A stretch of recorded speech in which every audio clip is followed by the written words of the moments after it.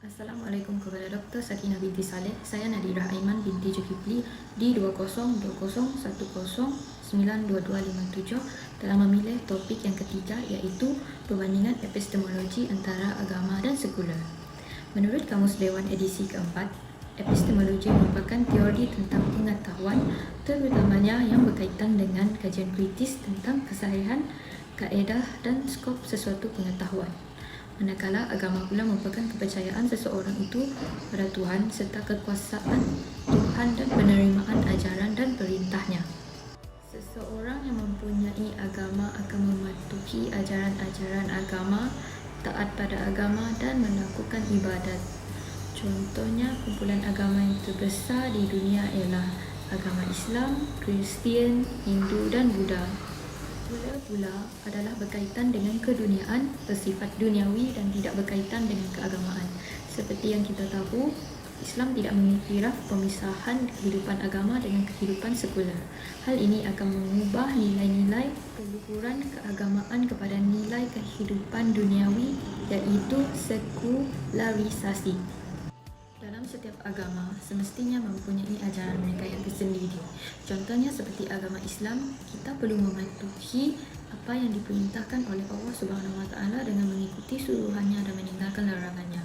Buktinya menurut Hamka dalam bukunya Falsafah Ilmu, makanan dan minuman yang bagus yang mempunyai khasiat yang baik dan suci dinamakan makanan yang halal, manakala makanan dan minuman yang buruk, keji, latah dan memabukkan dinamakan makanan yang haram dan tidak boleh dimakan atau diminum oleh orang Islam.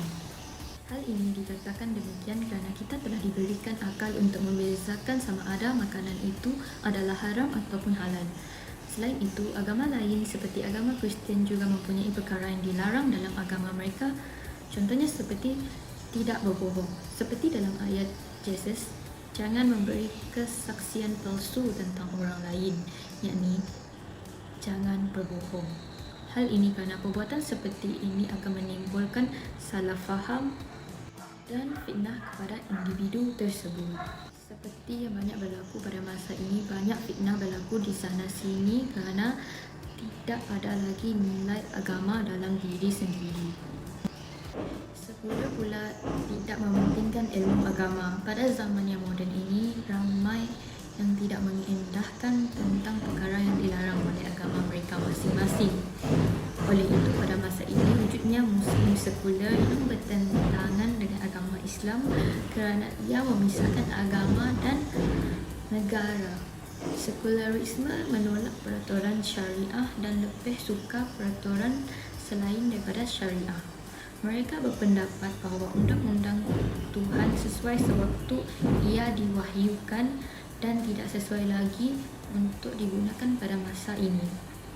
Malah, ada yang menganggap bahawa kembali kepada Islam itu memberi makna kembali ke zaman yang silam yang mundur. Oleh itu, terdapat beberapa perbandingan agama dan sekularisme. Perbandingan agama dan sekularisme yang pertama ialah agama merupakan unsur mutlak dan berasaskan dengan kepercayaan Tuhan. Dalam agama Islam, mereka percaya bahawa Tuhan itu adalah satu, iaitu Tauhid yang mencipta langit dan alam semesta. Tanpa adanya Allah SWT, kita tidak akan wujud dan semua makhluk hidup tidak akan wujud juga. Manakala sekularisme pula mempunyai hak kebebasan dan tidak terikat dengan peraturan agama. Sekular ini lebih berasaskan kepada fakta dan bukti tanpa adanya pengaruh keagamaan. Selain itu, dalam agama kita lebih mendahulukan kepercayaan daripada pemikiran. Contohnya, mereka mempercayai wujudnya roh dan makhluk halus seperti jin dan bunyian, manakala sekularisme pula mempunyai kepercayaan yang penuh terhadap daya pemikiran yang berteraskan fakta. Hal ini telah melahirkan individu yang selalu mempersoalkan sistem-sistem Islam yang mana bertentangan dengan fahamannya, terutamanya dari golongan Barat. Bandingan agama dan sekular yang seterusnya dalam pendidikan ialah agama mementingkan ilmu di dunia dan di akhirat. Sebagai contoh, dalam agama Islam, Allah Subhanahu Wa Taala telah menyatakan untuk mengimbangi ilmu dunia dan agama, iaitu akhirat.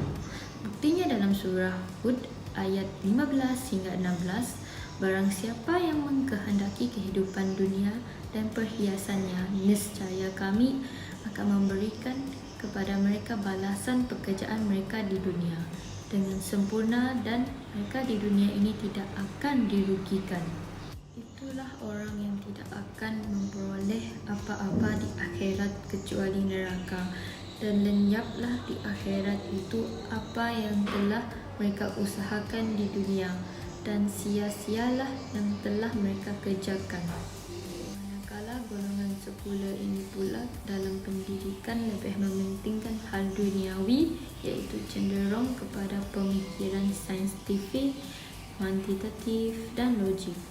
Mereka ini sangat mementingkan nasib dan kedudukan dunia berbanding dengan isu-isu yang berkaitan dengan alam akhirat. Refleksi pribadi saya ialah kita perlu bijak menyeimbangkan ilmu, iaitu ilmu nakli dan ilmu akli. Refleksi diri saya yang seterusnya ialah agama Islam merupakan agama yang benar, dan mustahil jika agama yang benar tersebut bercanggah dengan yang benar. Kesimpulannya, kedua-dua ilmu agama dan sekular adalah mencari kebenaran. Adanya ilmu agama dalam diri manusia itu mereka akan hanyut dengan duniawi, dan manusia itu akan lebih mementingkan kehidupannya di dunia sahaja tanpa memikirkan masa depannya, iaitu di akhirat kelak. Sekian, terima kasih.